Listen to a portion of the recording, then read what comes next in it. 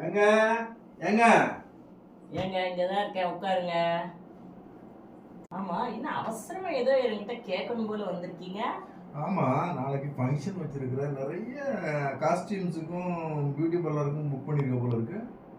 நிறையெல்லாம் ஒன்றும் இல்லைங்க. இந்த பாருங்களேன், ம்.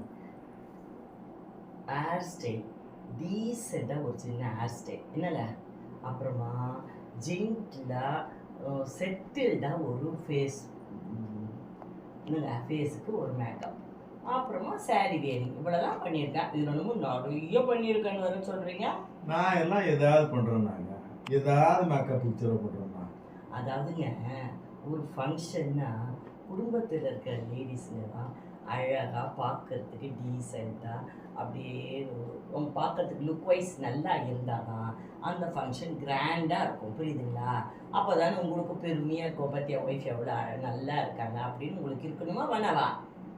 இந்த பாருங்க, அது மட்டும் இல்லை, அழகுக்கு தாங்க அழகு சேர்க்கணும், சரிங்களா? இப்போ நான் அதாவதுங்க, எப்பவும் போல் உங்களுக்கு டிங்கரிங் எல்லாம் பார்த்துட்டு டச்சப் பண்ண சொல்கிறேன். எல்லா ஃபங்க்ஷனையும் நான் செய்யறது தான். ஆமாம், சரிங்களா?